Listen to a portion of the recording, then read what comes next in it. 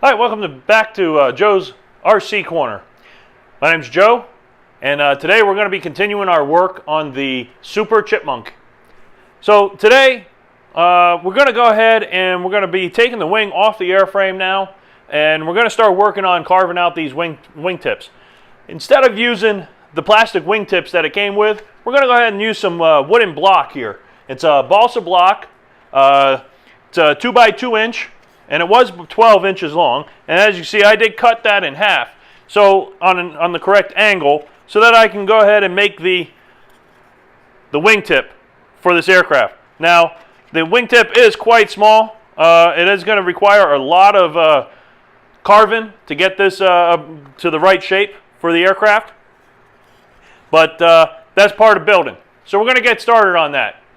All right, so now here we are. We got the wing off the aircraft. We have it on something soft so I don't damage the underside of the wing, since I've already done some of the filling on the wing. And I don't want to go ahead and damage that, so we went ahead and put some soft towels down so we can minimize the amount of damage caused to it.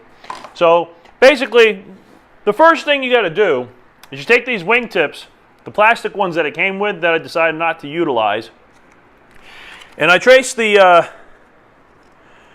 outline on there first, so now I can have a rough shape of what I know, what I need to get rid of. I'm going to do some of the major carving with a small plane. So what we'll do is we'll go ahead and get started a little bit on here. Most of it I'm going to do off camera because it's going to be pretty boring doing this. And then once we get to a certain point on this line, we don't want to go all the way in. That's going to allow me to make a final touches to it and get it really looking nice and matching the wing, and then hand sand the rest of it to make a nice flush finish on there. So let me get started on that, and we'll see how it turns out.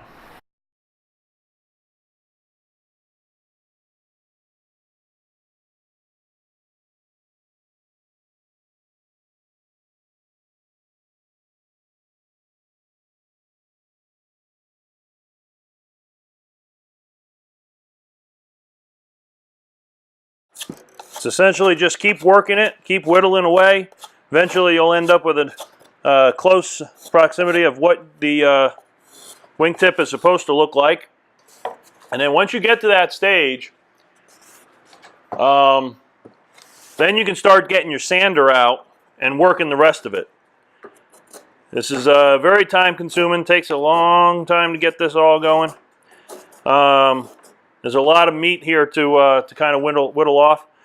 But I prefer to do it this way rather than going to a saw. And the reason for it is, the saw you can take too much off too fast, and you really don't want to do that. You want to take a little bit off at a time, start bringing it in to where the line needs to be, and then slowly it'll start to pick up shape. And as you see here, we've already gotten a good amount there. It'll get to the correct shape for the wingtip. Then you can do some final sanding on that, and it'll look beautiful.